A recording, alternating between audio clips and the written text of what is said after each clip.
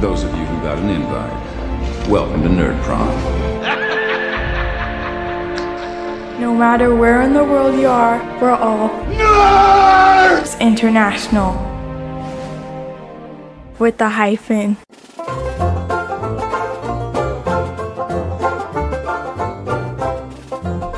The Murder Hobo Show presents the Savage Rifter Podcast.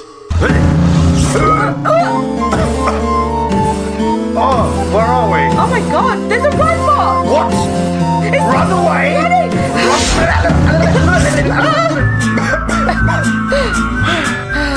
don't know what's happening. Oh, it's like we're falling through rips in the time-space continuum. Look how we're in the middle of water!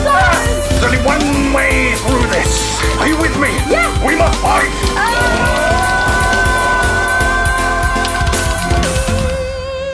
The Savage Rifter Podcast. Welcome to the Savage Rifter Show, episode 17. I am one of your hosts, Gary, a.k.a. the Murder Hobo, and I am here with none other than world-renowned and infamous superstar DJ Jazzy Diaz. Ain't nobody got time for that. Of the Savage Riffs G Plus community fame. What's going on, Victor? It's been a long time, Gary. Game on, everybody. As usual, this podcast is for the fans and by the fans. I am your host, Victor, the Savage Rifter Diaz, and it's been a long time coming, Gary. Oh, my God. Summertime. It's brutal, isn't it? I mean, it really is. It happens every year. It happens every year. As soon as the end of school year comes. This year, I had one of my kids, he was a senior, so he graduated high school. Then I had my youngest promote from junior high to high school. So it's been a busy year just trying to get through the summer, trying to get through all the birthdays. There's 2 birthdays. It's a graduation, a promotion, and, end of the school year. It was been nuts over at my house. Yeah, we're just wrapping it up here. This is the last week of school. Our international student is heading home on Saturday. My kids are finished writing all of their exams, and all of that kind of stuff is finished up. I had 2 birthdays in May. I had a bunch of stuff to do with my electric car, getting the charger hooked up, and just setting that up in itself is a nightmare because you're trying to, I work so much that I can never be home to get it done. And my wife, I love her to death, but she's not mechanically sound at all, so I can't entrust her to do things. Gary. Right? I'm the guy that does all this stuff, but I'm never home to get her done. That said, the electric car's turning out to be fantabulous, I gotta say. And awesome sauce. Yeah, then we were going to do some recording last week on Wednesday, and I worked 16 hours. I didn't get home till 11 o'clock at night. It was a nightmare that we don't need to discuss here. You sent me that message, and I'm like, it's 10 o'clock at night. What are you still doing at work? And why is the sun not set where you're at yet? It was brutal. It was absolutely brutal. It was like day from hell. Yeah, and that set me into a downward spiral because, I work 10, 12 hours basically every day. So come Wednesday, I was probably 20 hours into my work week, and then 16 is 36 in 3 days, and I have 2 more to go. So, halfway through my work week, I worked a whole week. And Thursday, Friday, they don't get any easier. They're still 10-hour days. Anyways, I got to stop complaining about this stuff. It all works out in the wash, but man, it put me into a downward spiral, and I basically napped the weekend away. So, yeah, I was going to say, you're not 20 years old anymore. You can't work a 50-hour work week in a four-day week and then go back and party all weekend and then get up and go to work on Monday morning. Oh, Jesus. Can't do that anymore, ladies and gentlemen. You're telling me. Oh, my aching old man. It's literally what we sound like, isn't it? Yeah. All right. We're gonna do the geriatric show next time. That'll be the next version, the next episode. Yeah. We all talk like old man. Like back in my day, I used to walk to school uphill twice. Oh, this is a podcast all about savage riffs, I'm telling you. Hand me your pepto. We break down savage riffs piece by piece so Victor can teach me and you, the listener, how to play, enjoy, and understand riffs. What are we doing today, Victor? We're doing something fun. Today, you're going to teach me how to play riffs. No, I'm out. It was worth a try. Right there is insert mic drop, long pause. Ladies and gentlemen, today we're going to be discussing the one thing that Victor fears the most in riffs. That is gear. That's right, ladies and gentlemen. We're going to talk about the weapons catalog. We're going to go over heavy armor, power armor, robot armor, vehicles, and all the fun rules that go mixed up into the Techno Wizard gear, because that's a whole nother subsection of it all. There's a lot to cover. There's thousands and thousands of pages of gear in the Palladium version, and there's a whole slew of pages in the Savage Rifts version. So here we go. Yeah, just stick around, hang tight.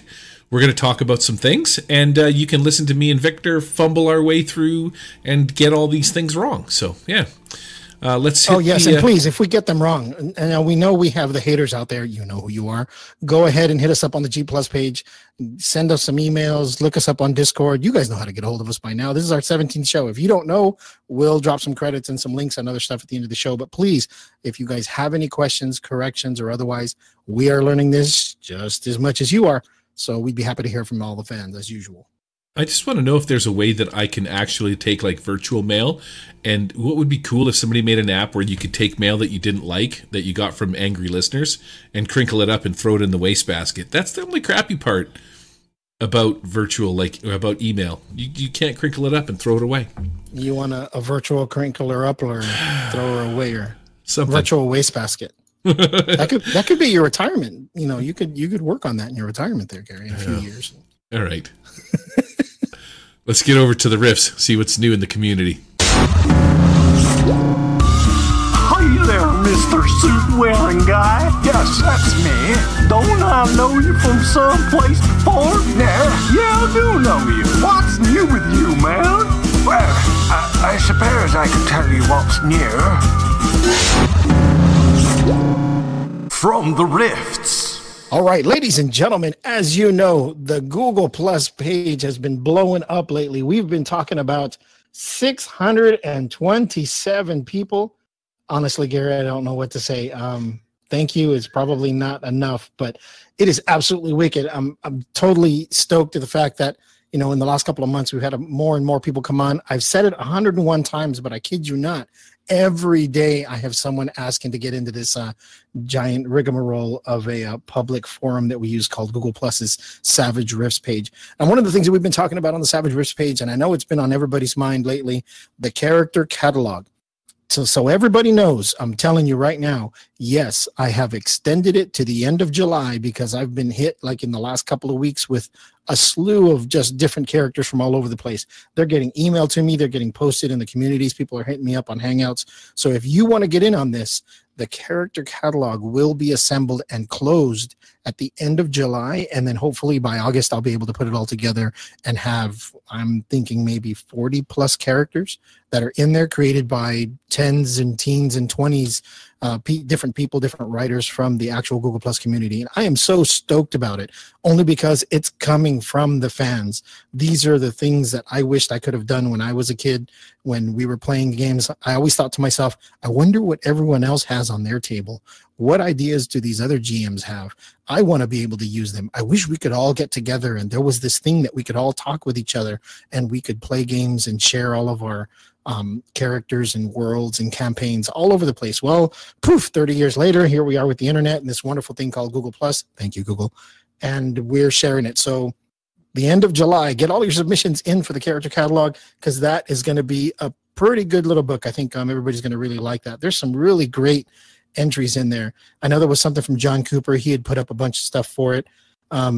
I know Peter Adams has some stuff. Journey Jakes, man, this dude knocked it out of the park with the Tundra Ranger.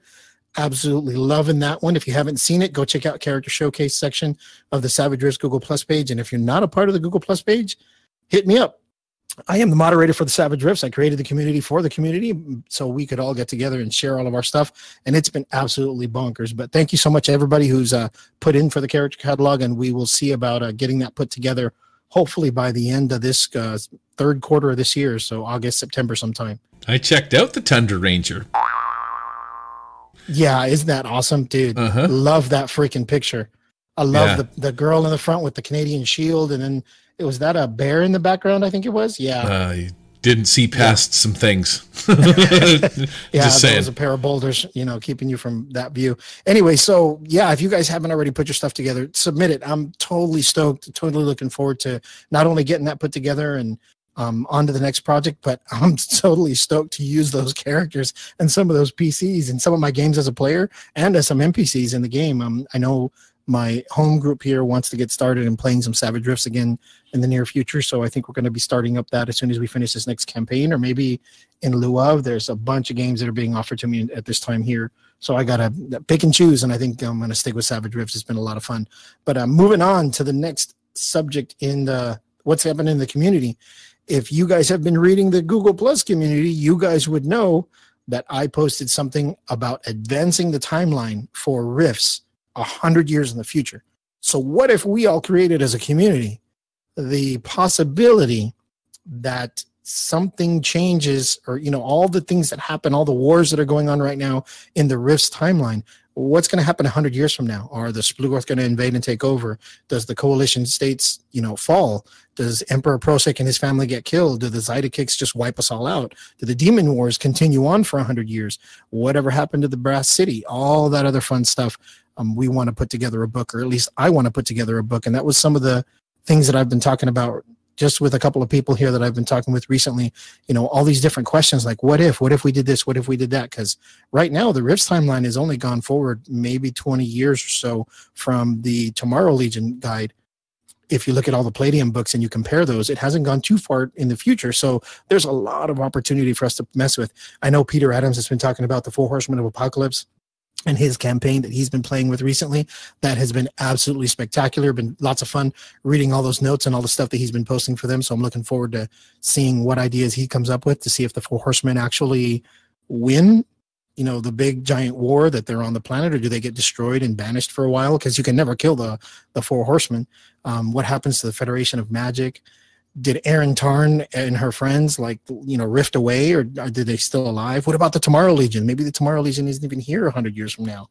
Or maybe it's the next coalition and they've made a whole city out in Texas and, you know, decided to rescue North America, rescue the world. Are the Rifts even here? I mean, lots of stuff can happen in the future. So I was thinking that would be a lot of fun to be able to take those alternative timelines, compile them all into one little book for the GMs to be able to use to kind of follow or create campaigns for their characters to play it and those players to play in for the next few years. I think that would be absolutely bonkers to see what everyone's coming up with. But, you know, Carlin Kendrick, Dustin Smith, R.S. Tilton, Peter Adams, Jesse Edmond, Jay Gomez. I mean, Fuzzy Goblin, we've been talking about this now for about 4 or 5 days ever since I posted it. There's been some absolutely wonderful answers. One of them was in the Mechanic source book. There's a Whale Singer's Prophecy in Rifts Under Seas.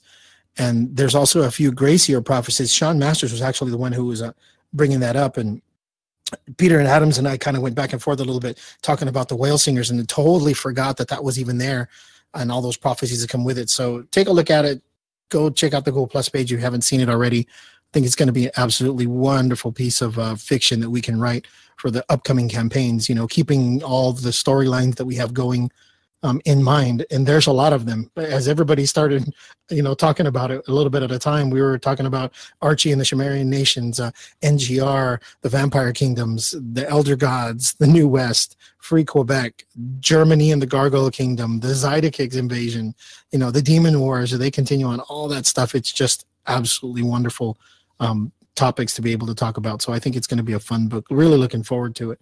But there's been a slew of stuff. You and I haven't talked Rifts in such a long time. There's been probably 100 posts since the last time we did a show, and that's a lot of stuff to cover. No, I didn't know where to start. I didn't know where to pick and choose. I just poked out the things that looked the most prominent, which the stuff that you thought the juiciest, right? Mm-hmm. And the most recent, you know, seeing as how there's a month of material behind us, but yeah, literally. Well, if Peter Adams is the one that's been writing up the Four Horsemen of Apocalypse, and I think on his website, apocalyptic.net, I think is what it is. Him and some of the players have been taking notes of their games and kind of putting those back onto the web for everybody to read, to kind of look at it from the point of view of the players and whatnot. So it's making a really good story. I'm trying to convince him to write that all down into like a series of one sheets, or maybe a plot point campaign or something that everybody can follow along with, because I think it'll be really cool. I know there's The Rifts Africa covers the Four Horsemen of Apocalypse in detail, but we don't have any stats for them in Savage Rifts. So we'll see what we can do with that. See if we can put that out there, get some permission to write that, and maybe create a little plot point campaign. I think that'd be a lot of fun. He's learned a lot from running those guys for the last couple of years. So he's been talkative and really been on the ball for the Savage Rifts page. So I appreciate that. He is one of the admins. So you guys keep an eye out for him. I know he's out there talking to you guys all the time, pointing you in the right directions. Yeah. So, we know that there's some Rifts material in the works. Right on. That's going to be sweet. Like Pinnacle's coming out with some new books. And speaking of Pinnacle, they just launched Parsec's last Parsec's Iron Gate supplement. Woohoo! So yeah, I'm very excited, regardless of what Alexis Hunt has to say. I'm hoping to play some Last Parsec. No guards, no rules, man. Iron Gate is an intergalactic prison planet populated by a melting pot of the worst criminals. Criminals. What's a criminal? The worst. Criminals. They're pinnacle criminals. Right? Yeah, the worst criminals the galaxy has to offer. Left to their own devices, the inmates have created a culture of violence, greed, and profit. Now, this isn't Rifts news, but I'm willing to bet, like Freedom Squadron, there's going to be a ton of good material in here for Rifts. Yeah. Oh, are you kidding me? There's so much stuff in Freedom Squadron, not to get off the subject, but there's so much stuff in Freedom Squadron. I'm like drowning in the amount of information that I'm getting so far, just for the stuff that we can use for Rifts, let alone the stuff that you can play for Freedom Squadron. But it's the same way with Last Parsec. I don't know how many times we've talked about it on the show, where we use the Superpowers Companion, the Sci-Fi Companion, the Fantasy Companion, all to play and convert and do fun stuff in Rifts. This Last Parsec one is going to be awesome. They're going to be like 25 new edges, a whole bunch of hindrances, a lot more gear, and it's all going to be with the latest and greatest rules for Savage Worlds, a bunch of space and sci-fi elements. There's going to be, like, of course, the plot point campaign, but you can, twist the story around enough to make it fit into Savage Worlds. Dude, it's going to be awesome. I'm absolutely looking forward to it.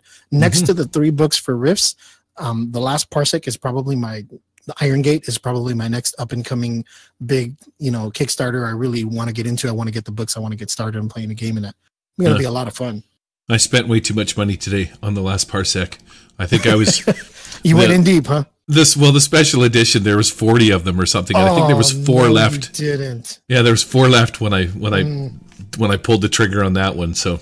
I so wanted to get in on that one, but I was like, nah, gotta hold back a little bit. There's a few other Kickstarters that are going off here in the next couple of days, and there's a couple of them in the next 15 days, another 30 days, and there's a couple other games that I play. So you guys know, and I know, it's not just about one game; it's about all the games. I spent way too much money on Kickstarter the last little while. Luckily my wife doesn't listen to this podcast, so she'd probably come downstairs, throw rocks at me. But I need to make up a bit of cash, so I'll be hanging out in the street corner looking for some dollar bills. I dance for nickels. Man, shake it. The girls like to see you shake it. Just remember the golden rule: cash up front. Yes. So, friend of the show and Prison Planet lover Richard Woolcock has written a new adventure called "Jumping the Bear Shark Octopuses." Dude, that is so like hilariously out there. It's actually good. I'm not knocking. I'm not knocking him at all. Wilcock does some crazy great writing, right? But oh my god, like really, a bear sharktopus. I can't even pronounce it. I know you see like the hindquarters of a bear, the front legs or tentacles of a octopus, and the fin and head of a shark. That's just absolute. That's almost as bad as the mega. I just want to know what kind of crack you got to smoke. They got to have some good stuff over there to come up with the bear sharktopus. We're going to have to get him on the show, man. That's just too funny. We're going to have to find out who his dealer is and maybe break us off a piece. So again, not a Savage Rifts thing, but Sean Richard dropped this post into the Rifts community stating that he wanted to see a bunch of these things jump out of a rift, and I had a tendency to agree with that because that would be freaking awesome. That's what I'm thinking. That's one of the great things about Savage Rifts, though. You can grab things like a bear sharktopus and throw it out of a rift and say these 3 things come soaking wet out of a water rift in the middle of a lake, and they come after you. It's just crazy. The crazy stuff that you can throw together in the Rifts games, and it works. It works so well.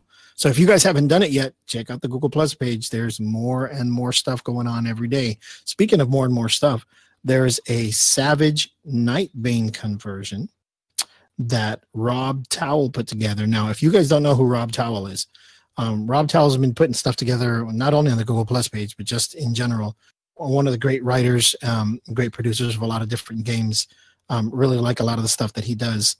And he put together one for Nightbane. And Nightbane is Palladium's version of like a nightmarish sandbox kind of game. It's called Nightbane, the role-playing game by Palladium Books. So if you haven't seen all that, go check it out. He's at savagerifts.com/SR. And if you look at the view topic, it is Savage Nightbane by Rob Towell. There is some really great stuff going on in there.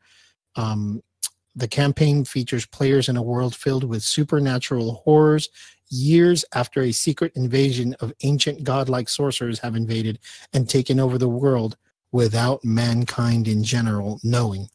So Nightbane, if you guys haven't checked that out, I've said this 100 times, go check out the Google Plus page. We're doing some fun, crazy, and wacky stuff. And that's just like stuff from the last 3 or 4 days. This isn't even stuff from 4 weeks ago. We haven't even talked about the artwork from that they colored in that James Rocker did with the 4 Horsemen of Apocalypse, where he took the black and white stills and he colored it in. Looks absolutely pro work. That was really killer. Terry Hansen. Oh my God. Let me shake your hand, Terry.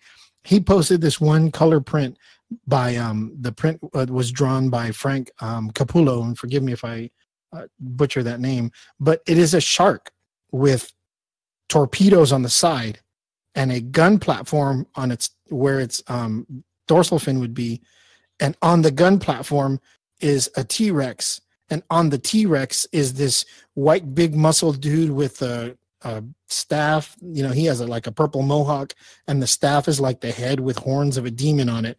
And it's just like the first thing I saw when I saw it on the thing was I told everybody, somebody stat this thing already because I want to use it in one of my games.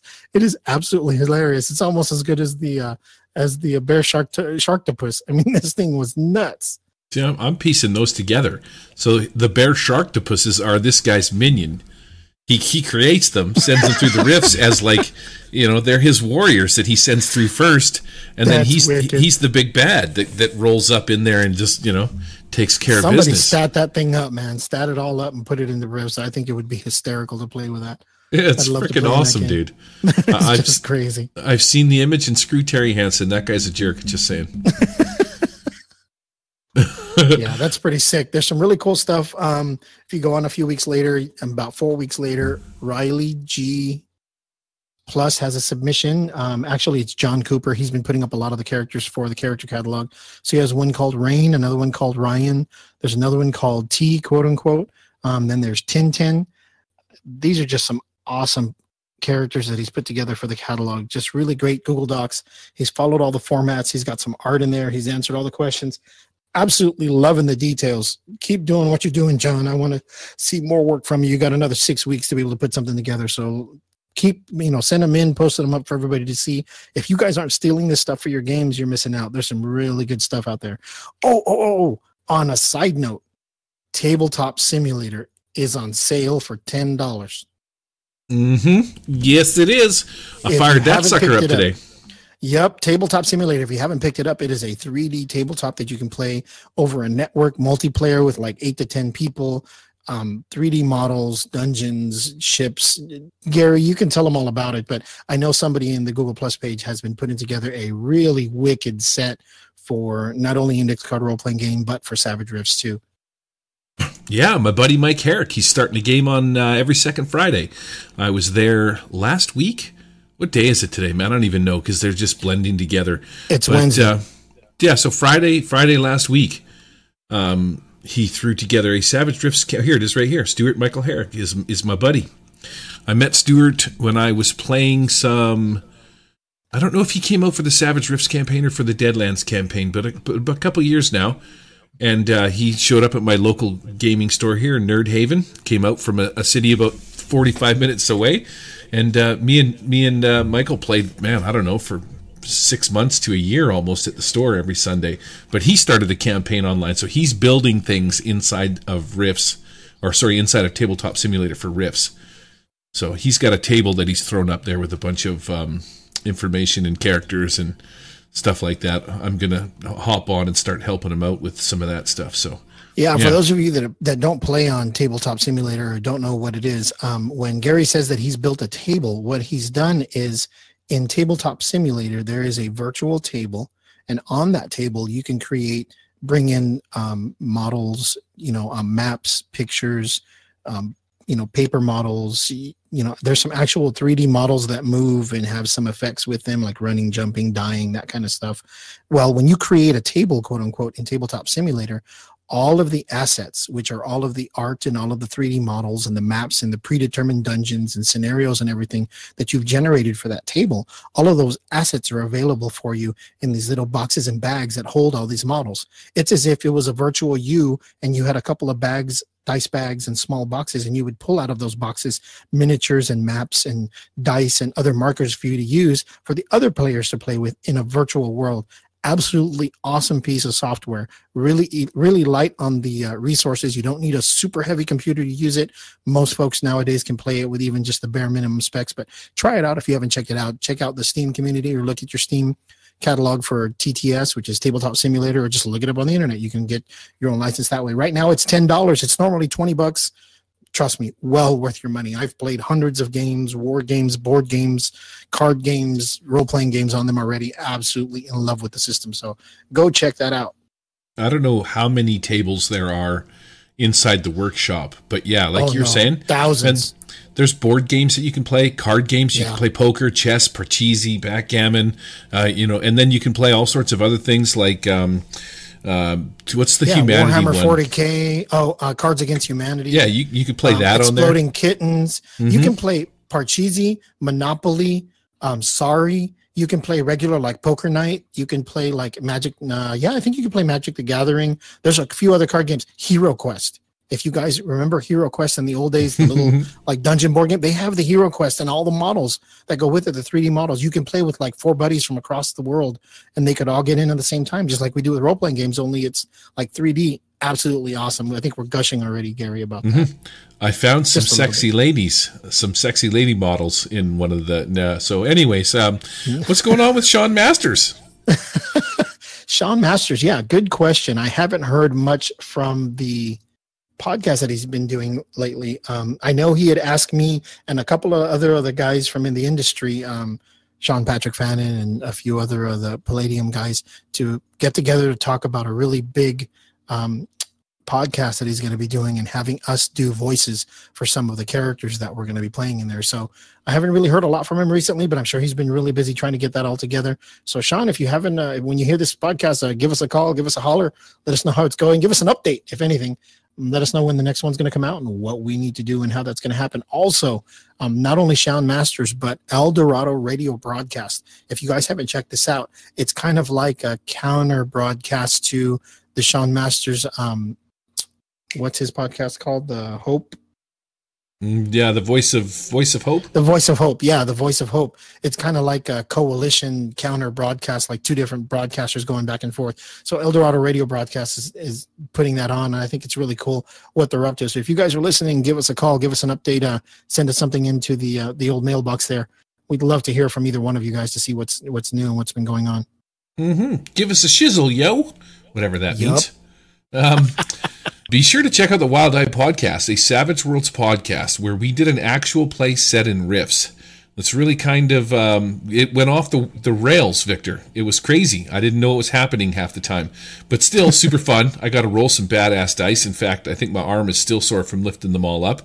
2 things I wanted to ask about, because there was some stuff that came up in the game. So first off is Juicers and Blaze of Glory.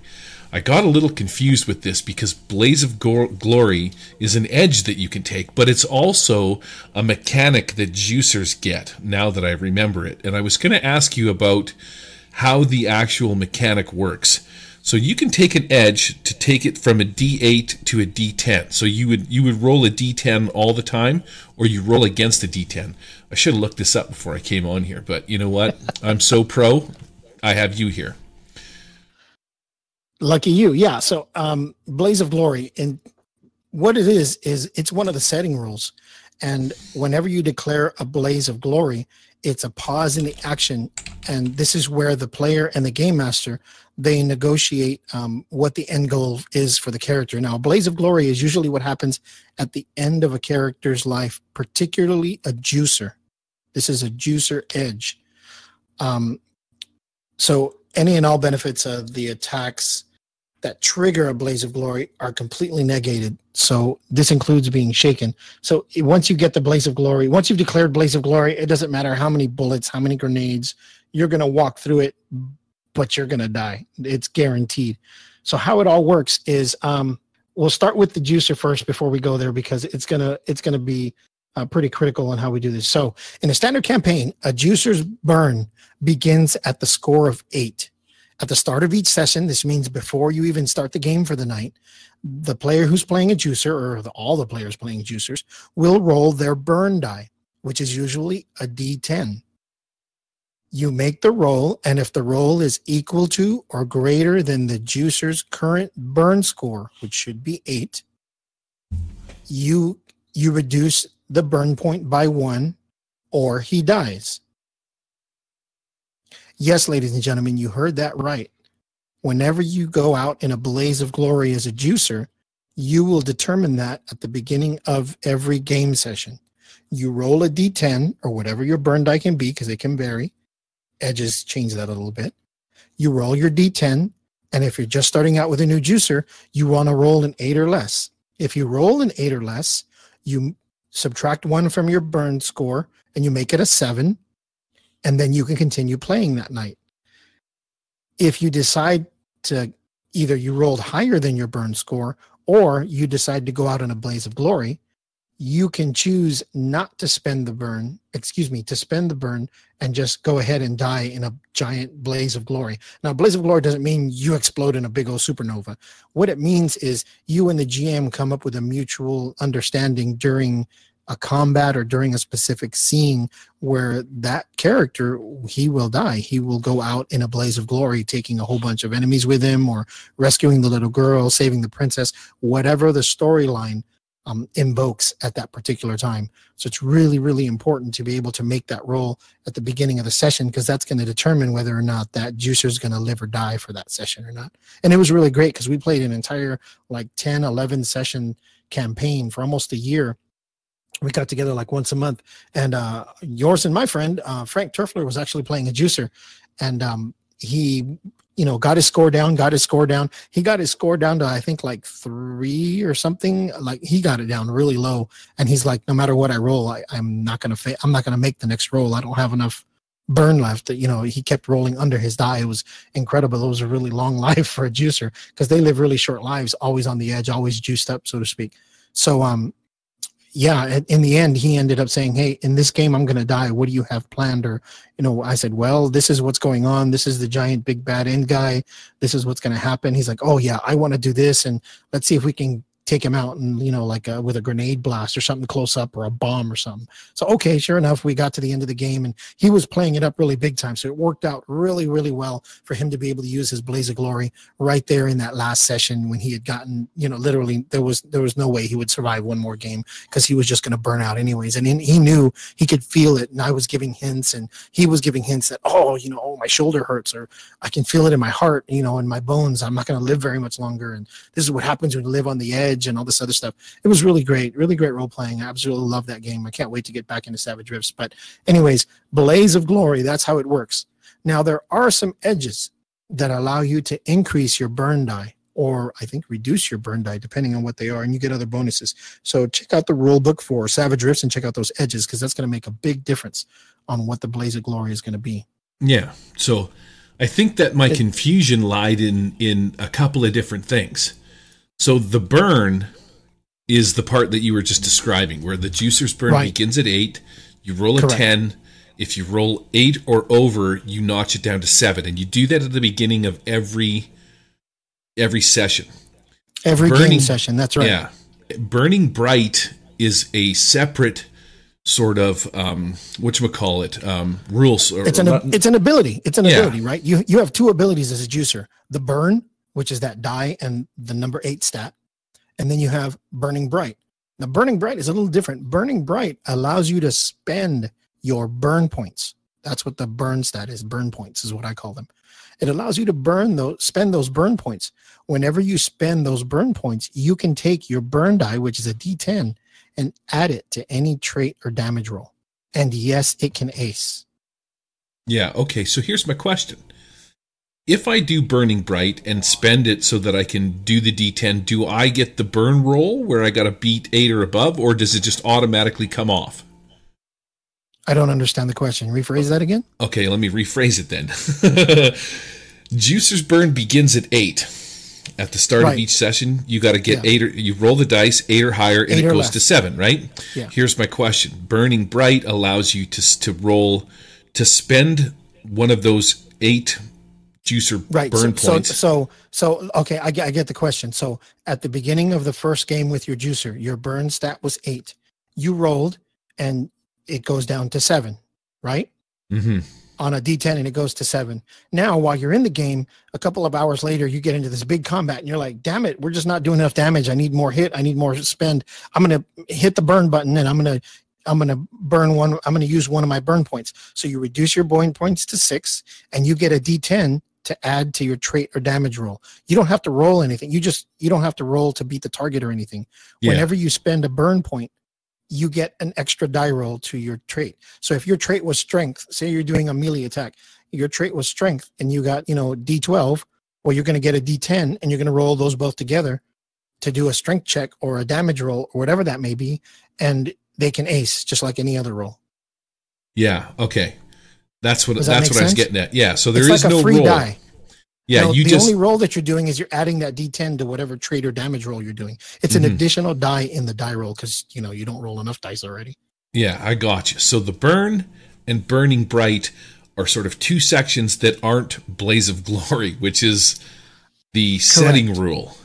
Correct. That's on 121. Correct. We haven't actually got to that section yet. Yeah, so juicers have the ability to declare a Blaze of Glory at any time, regardless of whether they've taken damage, regardless of whether they are below their burn point limit or whether they're, using the Burning Bright rule. It doesn't matter. If they want to go out in a Blaze of Glory and it's been 2 games and just for whatever reason they feel that this would be a great place to go, they're like, I'm going to risk it. And juicers are adrenaline junkies to begin with. So juicers are risking it all the time. And when you use the Burning Bright, well, you start burning that number down, and eventually you're not going to make that roll. It's going to get to 5, 4, 3, and you're going to have like a 70% chance of not making that roll. And you're going to have to choose, do I go out on a Blaze of Glory, or how are we going to do this? So. Yeah, that's very cool. So juicers get to do it anytime. Other players can do it when they go incapacitated. Instead of being incapacitated, you could declare Blaze of Glory, this is my moment, and this is what we're doing. Work it out with the DMGM. Gotcha. Right. See, that's where the confusion lies. And they're actually 3 separate things sort of tied into one thing, and they're in separate parts of the book. And I was like, I just didn't think that it worked the way that I thought we were doing it, and there was some stuff. Yeah. But anyways, that was one of the things that came up. If you guys are looking for reference points on what we're talking about, the burn score, Burning Bright, Blaze of Glory, those 3 items are talked about in page 24 and 25 under the Juicers, Heroes, Journey Rolls, all that stuff, right in the middle columns. Specifically, there's one thing that it says under Burning Bright: the lower a juicer's burn rating, the more likely the player is forced to spend burn to avoid dying. So when you're when you're rolling that D10 at the beginning of your session, and you've been playing this guy for 3 or 4 sessions already, you're going to be down to about 4 at least as a burn score. So if you roll higher than a 4, he's either going to die this game, or you're going to reduce that burn score down to 1, down 1 more. Eventually, you will run out of burn points. You will run out of rolls. So you're never going to be playing a juicer for more than 10 sessions, 9 sessions. It's never going to happen because juicers simply burn out. The human body, even though it's all, chemmed up, it's got this biocomp and everything else, turning it into the super soldier that the juicer is, live fast, die young, and leave a great looking corpse. That's the quote for the juicer. And that's pretty much how they play the game. Before, in the Palladium game, you could play a juicer for a long time, and you could have like 4 or 5 years of playtime in game time to be able to play that character and play it out. So some guys play juicers for a long period of time and never really got past that point where they were die. And I really like the way Sean and the team put this rule set together. Now that determination of a short death is really, really short and evident, and you're making conscious, active decisions every single game to determine whether or not your juicer is going to live or die and go out in a blaze of glory. See, I like to ask these questions for one reason, and I find that like things just not only make more sense, but when you actually know how something works, I think it makes the game better, rather than just sort of BSing your way through it, because these things get play tested, and in my mind, I just might be throwing stuff out there and thinking this is the way that it's supposed to be, and then it completely isn't. And then when you read it, you're like, oh, that just makes so much more sense. So yeah, sometimes I've read through the rule book and just shook my head and going, here in these 2 sentences, it answers every question I've ever had about this particular rule, and succinctly, quickly and easily to understand. And I'm over here making it up as I go, going, I don't know what the hell I'm doing, so I'm just going to do this. So take the time to learn the rules and read the rule book 2 or 3 times, and it makes so much more sense. It's even when you're looking at the juicers burning bright, all the burn, the burn dice and burn score and all that other stuff. There was one that I had to read through, and I was having trouble with it at first when I was playing with, trying to get all the conversions and stuff in my head to figure out how this all worked in the Savage World setting. And there was one that I love it. They write for very short campaigns. So how does a juicer work if you're going to work a one shot, right? That doesn't make sense to use a burn die in a one shot, because okay, he can go out in a blaze of glory if he wants to, right? And it's real simple. On the next page in 26 on the left column, in one sentence, it says, while for one shots, set the burn and 4 and forget the roll. The juicer is almost certainly going out in a blaze of glory before the session ends. There. Yeah. Done. Absolutely would do wash that. My hands of it. Real simple to do. So if you're playing a one-shot campaign out there, GMs, you're at a convention game or whatever, and somebody wants to play a juicer, great. Set the burn at 4. Don't even bother rolling, and they're going to get 2 or 3 chances to be able to use their burn dice to be able to burn brightly, and then tell them how they want to die, because they're not going to live that long. That's the whole point of a juicer. I mean, it's a short life, and with a one shot, you really don't have more than a few hours to be able to get that across and how that works. The juicer wasn't using a lot of his burn die to make his extra, his burn bright. But he did go out in a blaze of glory. You can listen to the podcast to hear how that happens. And then the last thing, because my first foray into Rifts was Garnet Town Gambit, and I played a Leyline Walker. And I was under the impression that when a Leyline Walker enacts his magic or does, I'm not sure what the skill's called, but I think it's Leyline Magic Mastery. I got to skim to page 37. So on here somewhere. So what I was asking, or what I wanted to get to, was when you're playing a Leyline Walker and you do the skill that allows you to increase your PowerPoint pool, you don't actually automatically get all of that magic. You don't go from 18 to having 60 mana or PPE. No, you do not. It allows you to gather more magic than a normal wizard would, or a Leyline Walker would, but you do not automatically walk into the Leyline and poof, you have magic batteries that are full instantly. No, you do get, as a free action though, you can roll your spellcasting skill to draw PPE from a Leyline. And most people don't know this. You can draw power from a Leyline at a distance. You don't have to be standing on the Leyline. You just have to be close enough to be able to reach out and pull that power from it. And then, of course, you can multiply, you can multiply your maximum up to, I think, ×3. Now, a lot of people are thinking, well, what's so great about that? Well, if you have 8 power points, now you can have 24 power points. All you need to do is suck it out of the ley line, put it in your body like a big, make a skill roll, and a spellcasting skill for free is a free action. And you can now absorb up to 24 points of PPE. And you're thinking, well, what's so great about that? Everyone else who can do that can only absorb up to twice their spirit. Leyline walkers get to do it up to 3 times their spirit. Or, sorry, 3 times their maximum PPE. They're the only ones, them and the Mystics, I think, are the only ones that can. No, I don't even think the Mystics can do it that high. But that's a lot. I mean, I had a Leyline, I play a Leyline Wizard, and I think I have 10, 11, 12 PPE as my maximum right now. And that means I could double up to 36. 36 PPE, that's like Yeah, mind blowing. lot.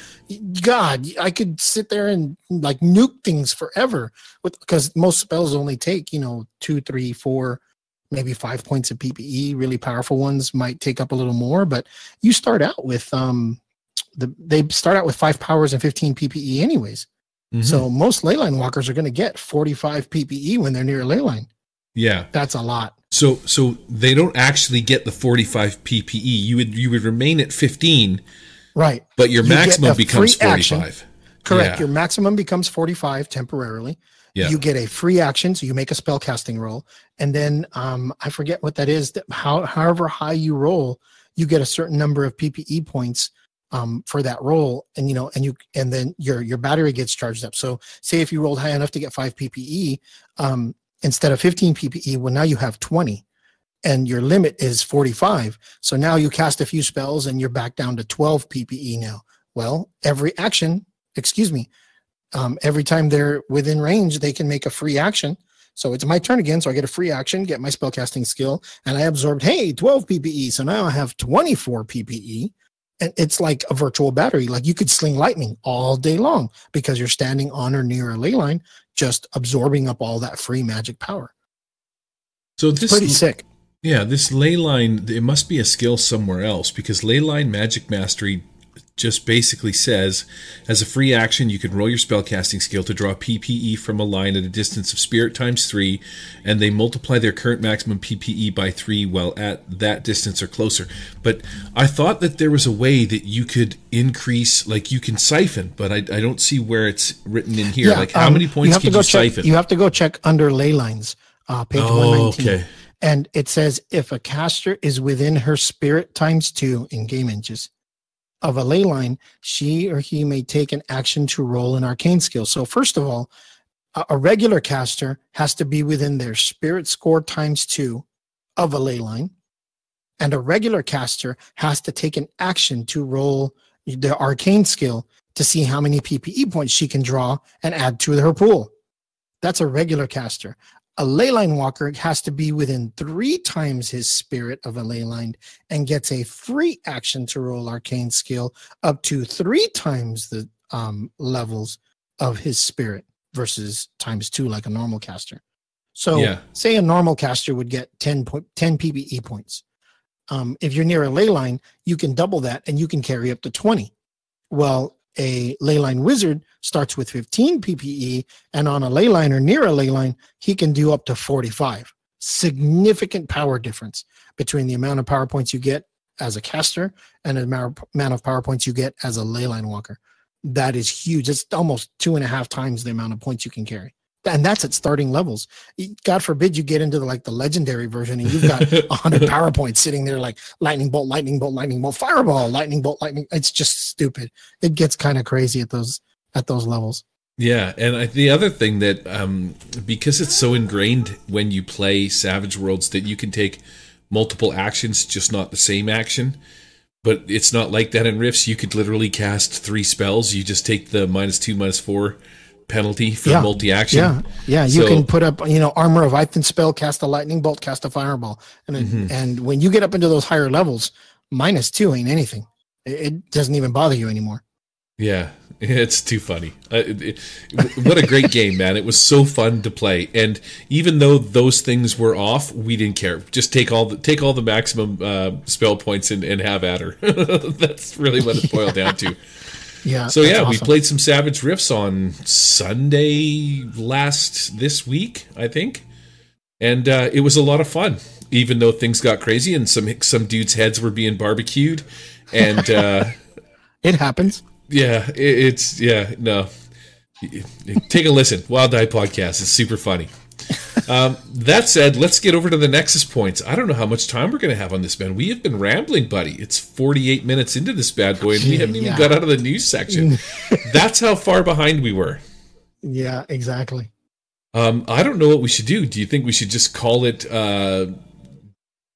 good at 48 minutes, or? Yeah, why not? We just make it another Q&A, a catch up. You can call it whatever you want to. It probably makes more sense. Let's do that. Let's put a pin in this one then, because otherwise we're going to end up with a 3-hour podcast again. Yeah, right. And we'll pick up gear next time, and we'll call this something along the lines of "Where you at, bro?" All right. Well, then.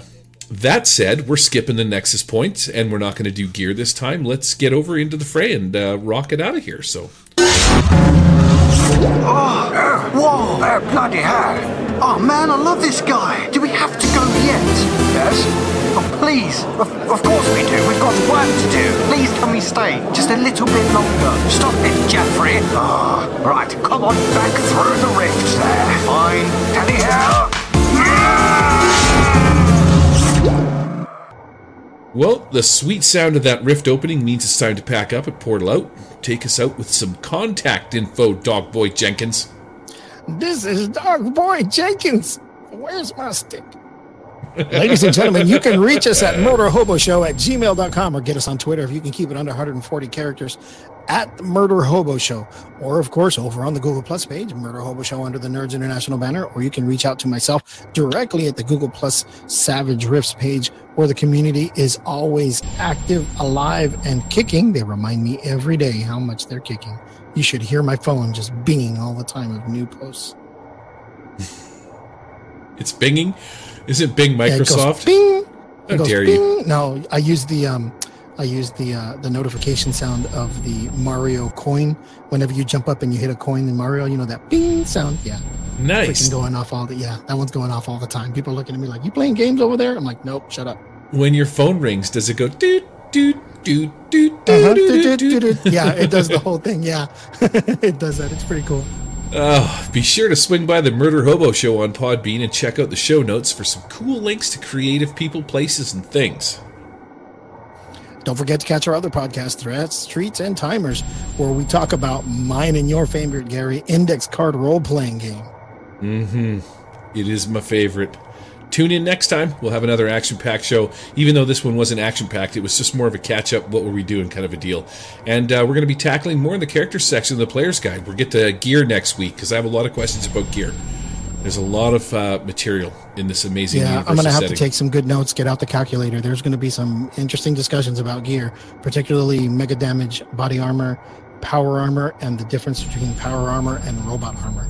Just that alone gives me chills. But we'll be talking about magic missiles, mini missiles, regular missiles, long-range missiles. Yeah. Well, we got railguns.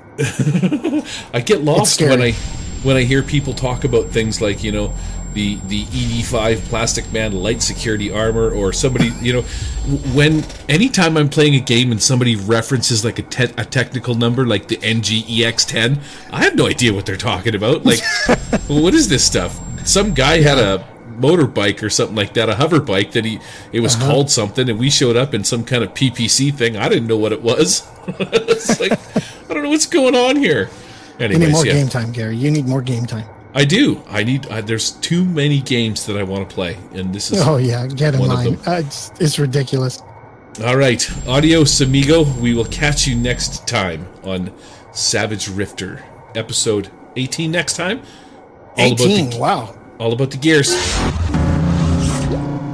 The Murder Hobo Show is not affiliated with or endorsed by any companies mentioned on this show. Any of the products mentioned on our show or appear on our website are the property and copyright of their respected owners. All items are used under fair use and for educational and review purposes.